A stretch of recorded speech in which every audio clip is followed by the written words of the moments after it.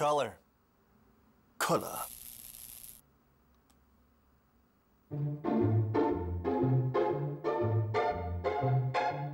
Favor. Favor.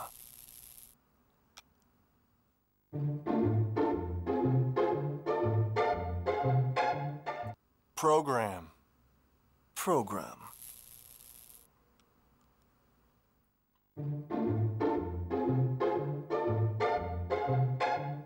Dialogue. Dialogue.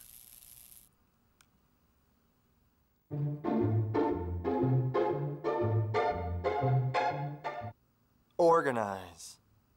Organize.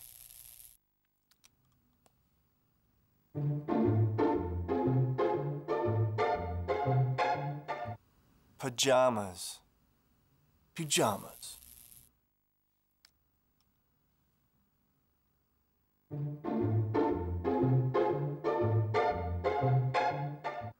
Check. Check.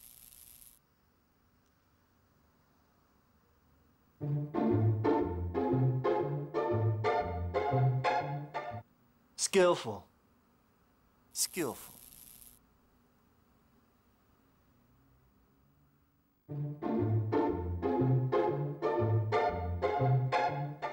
Theater. Theater.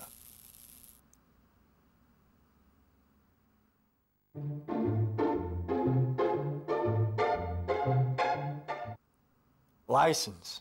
License.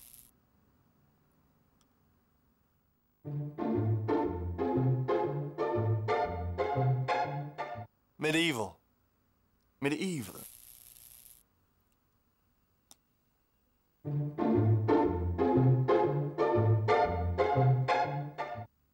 Aging.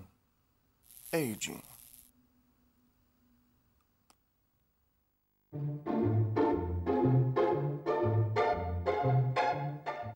Tire.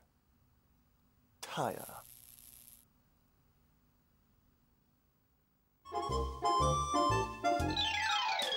Every day is a learning day.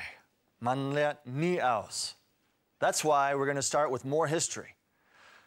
The different way of spelling was one way in which the settlers of America wanted to express their independence from the British. There were even talks about changing the language completely.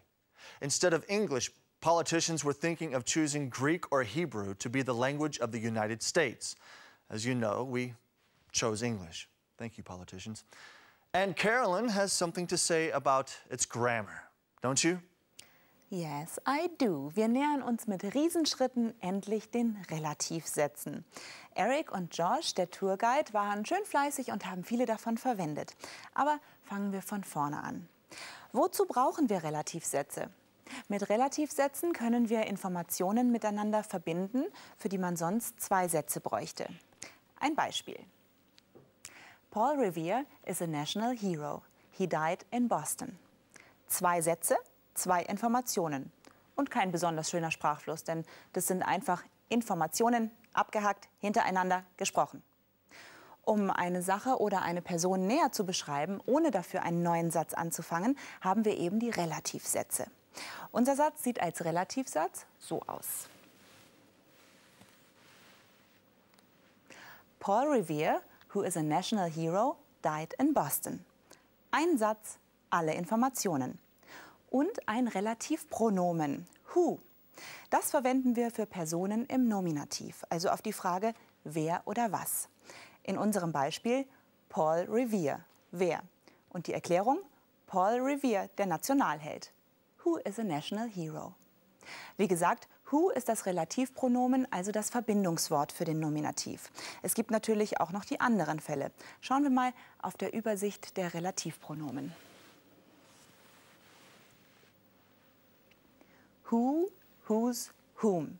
Das sind die Relativpronomen für Personen. Which ist das Relativpronomen für Dinge. Klingt kompliziert? Nein, ist es gar nicht. Personen hat ein O und who, whose und whom haben ebenfalls ein O. Dagegen which schreibt sich mit I, genauso wie things, Dinge. Also so kann ich mir das immer ganz gut merken. Aber einen habe ich noch für Sie. Für Personen und Dinge gibt es das Relativpronomen that. Bevor wir uns damit näher beschäftigen, noch eine Information zum Thema Relativsatz.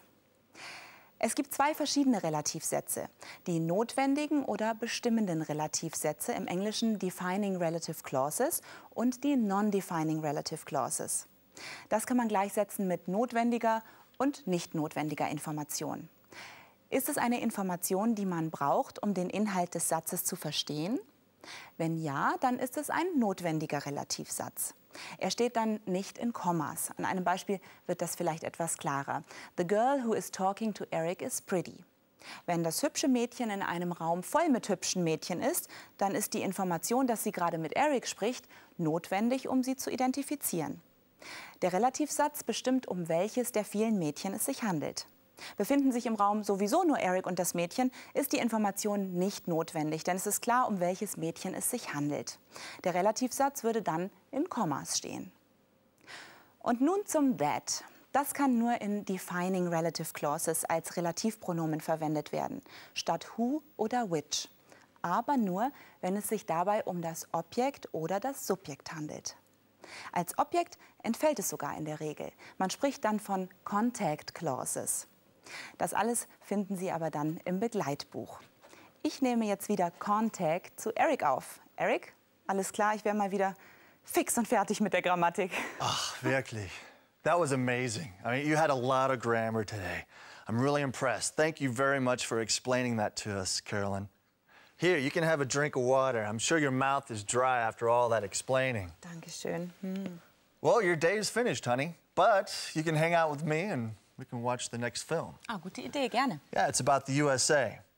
We travel there with the segment into the English world. And since history is our main topic, today we'll have a closer look at Boston, which is full of historical buildings. The United States of America extend over an area of almost 10 million square kilometers. More than 300 million people live here. Boston, the third biggest city on the American East Coast, is known as the cradle of independence. This is where the rebellion against the English mother country began, with the Boston Tea Party. Boston is a city of superlatives. Along the Charles River, it has the longest and highest skyline in the country after New York. Since 1897, Boston has the oldest subway in the States. And, for good measure, it's also known as an El Dorado for recreation. Proof is Boston Common, the oldest public city park in the USA. It used to be a cemetery once.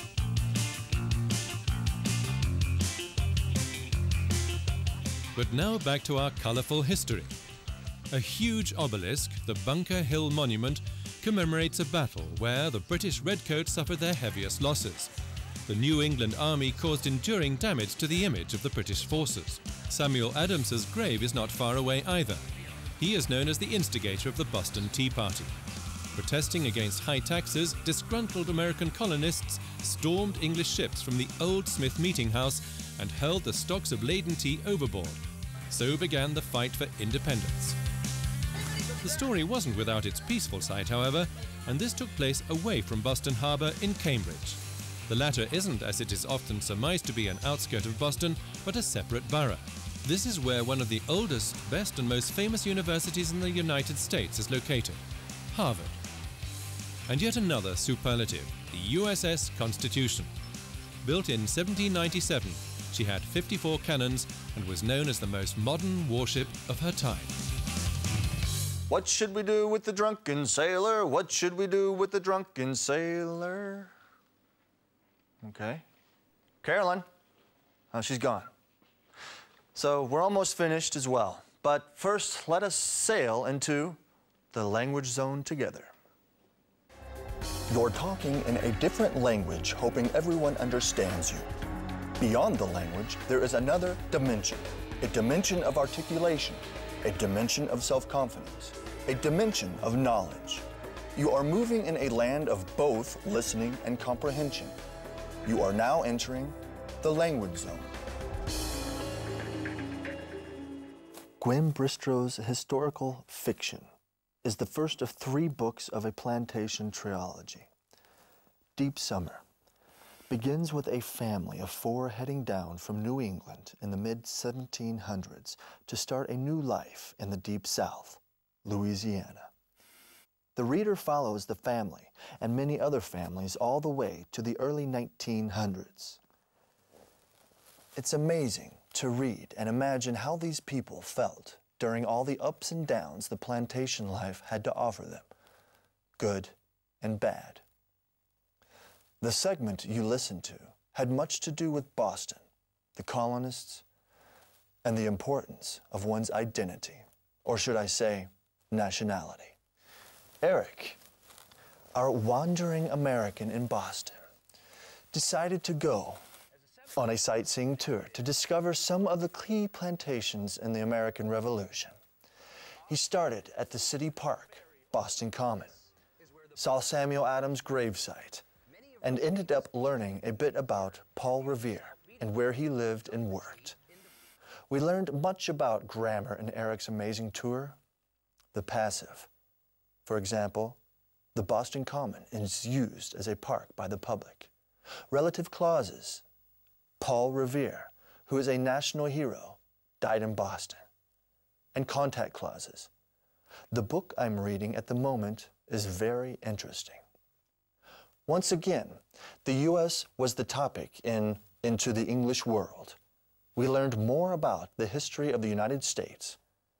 Our cowboy went to the rescue and saved a little German Fraulein in Boston who was having problems with the German word scharf and the English word sharp. Our cowboy is a sharp guy. Once again, our 2 private detectives, Humphrey Bogart and Sherlock Holmes, differentiated the American and British language. They showed us the difference in spelling. And last but not least, our Bavarian in Boston. Thanks, mister, for making doc and dog a bit more understandable for us. Now that everything is crystal clear, I guess, if not, no problem. You always have the possibility to consult our book or check our website. There, you can go over all the grammar, find more information on our literature, and watch parts of the program again. I hope you enjoyed the show, and please watch us next time. See you soon, good luck, and auf Wiedersehen.